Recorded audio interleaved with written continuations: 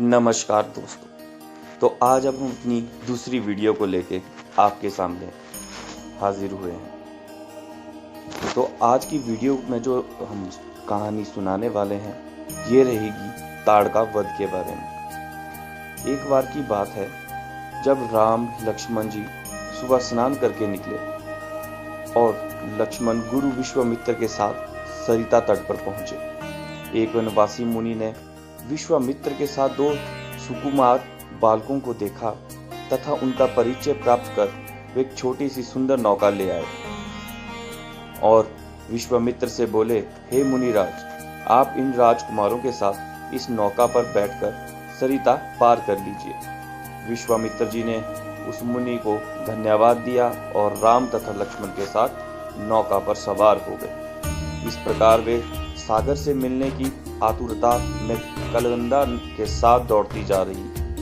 उस नदी को पार कर गए। नदी के उस पार एक भयानक वन था। उस वन को देखकर राम बोले, गुरुदेव, यह वन तो बड़ा भयंकर है। सभी ओर से सिंह, व्याघ्र आदि हिंसक पशुओं के दहाड़ने की आवाजें सुनाई दे रही है। कभी जंगली सुअर, भालू, वन भैंसे आदि वन्य प्राणी भ्रमण करते दृष्टिगत हो रहे हैं। वृक्षों की सघनता के कारण सूर्य का प्रकाश इस वन के भीतर घुसने का साहस नहीं कर पा रहा है और इस कारणवश चारों ओर अंधकार हो रहा है। इस अति दुर्गम वन का क्या नाम है? राम के इस प्रश्न का उत्तर विश्वामित्र ने इस प्रकार दिया, हे राघव, पूर्व काल में इस स्थान में वन ना होकर मल्दा और करुप नाम के दो बड़े समृद्ध राज्य हुआ करते थे। दोनों ही राज्य ऊंची ऊंची अटकेलियां, विदिकाओं तथा सुंदर पथ से सुशोभित थे तथा धन धान्य और समृद्धि से परिपूर्ण थे। दूर दूर तक व्यापारी यहाँ पर व्यापार करने आया करते थे, किंतु ताड़का नामक एक यक्ष कन्या ने उन दोनों राज्यों का विनाश कर दिया। ऋषि विश्वामित्र ने आगे बताया, ताड़का कोई साधारण स्त्री ना होकर सुंद नाम के राक्षस की पत्नी और मारीच नामक राक्षस की माता है। उसके शरीर में 1000 हाथियों के बराबर बल है और वो अत्यंत पराक्रमी और शक्तिशाली है। इस प्रदेश को नष्ट करने के पश्चात ताड़का ने अपने पुत्र मारीच के साथ मिलकर यहाँ के समस्त निवासियों को मारकर खा डाला। अब उनके भय से यहाँ 2-2 कोस दूर तक किसी मनुष्य की परछाई भी दिखाई नहीं देती। भूलवश यदि कोई यहाँ आ भी जाए तो जीवित नहीं लौट पाता। उसी ताड़का का संहार करने के लिए ही मैं तुम्हें यहाँ लाया हूँ। राम ने आश्चर्य से पूछा, गुरुदेव, स्त्रियां तो कोमल और दुर्बल होती है, फिर ताड़का में 1000 हाथियों का बल कैसे आ गया? ऐसा प्रतीत होता है कि अवश्य कुछ न कुछ रहस्य है। विश्वामित्र बोले, वत्स, तुम्हारा कथन सत्य है और वास्तव में इसके पीछे एक रहस्य भी है। सुकेतु नाम का एक अत्यंत बलवान यक्ष था। यह संतानहीन था, अतः संतान प्राप्ति के उद्देश्य से उसने ब्रह्मा जी की कठोर तपस्या की। उसकी तपस्या से प्रसन्न होकर ब्रह्मा जी ने उसे संतान होने का वरदान दे दिया। परिणाम स्वरूप ताड़का का जन्म हुआ। सुकेतु के द्वारा ताड़का के अत्यंत बली होने के कारण मांगने पर ब्रह्मा जी ने उसके शरीर में 1000 हाथियों का बल दे दिया। विवाह योग्य आयु होने पर सुकेतु ने ताड़का का विवाह सुंद नामक राक्षस से कर दिया और उससे मारीच का जन्म हुआ। मारीच भी अपनी माता के समान बलवान और पराक्रमी था। वह सुंद राक्षस का पुत्र होकर भी स्वयं राक्षस नहीं था, किंतु बाल्यकाल में वह बहुत उपद्रवी था। ऋषि मुनिया के अकारण कष्ट दिया करता था। उसके उपद्रवों से त्रस्त होकर एक दिन अगस्त्य मुनि ने उसे राक्षस हो जाने का शाप दे दिया। अपने पुत्र के राक्षस गति प्राप्त हो जाने से सुंद अत्यंत क्रोधित हो गया और अगस्त्य ऋषि को मारने दौड़ा।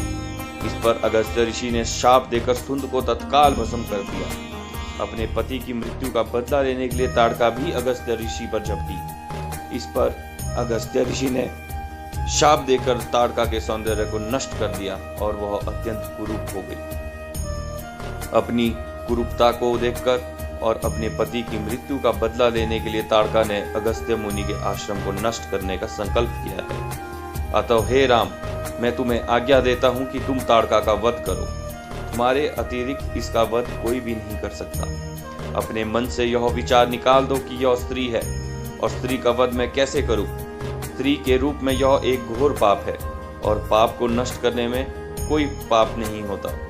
समस्त संशय को त्याग कर मेरी आज्ञा से तुम इस पापिनी का संहार कर दो। राम ने कहा, गुरुदेव, आपकी आज्ञा मुझे शिरोधार्थ है। समस्त मानवों के कल्याण के लिए मैं अवश्य ही ताड़का का वध करूंगा।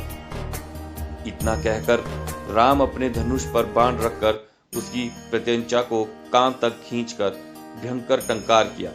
टंकार से उत्पन्न ध्वनि से समस्त वन प्रांत गुंजायमान हो उठा। वन्य प्राणी भयभीत होकर इधर उधर भागने लगे। इस प्रकार की अप्रत्याशित खलबली मची देखकर ताड़का क्रोध से भर उठी। धनुषता ने राम को देखते ही इस विचार से कोई उपार्जित कुमार उसके साम्राज्य पे आधिपत्य करना चाहता है। वह क्रोध से पागल हो गई। राम पर आक्रमण करने के लिए वह तीव्र गति से उन पर झपटी। ताड़का को अपनी ओर आते देख कर राम ने लक्ष्मण से कहा, हे सौमित्र, ताड़ के वृक्ष जैसी विशाल और विकराल मुख वाली इस राक्षसी का शरीर कितना कुरूप है। इसकी मुख मुद्रा देखकर ही प्रतीत होता है कि यह बड़ी हिंसक है और निर्जीव प्राणियों की हत्या करके उनका रक्तपान करने में इसे बहुत आनंद आता होगा। तुम एक तरफ सावधान होकर खड़े हो जाओ और देखो कि इसे मैं अभी यमलोक भेजता हूँ।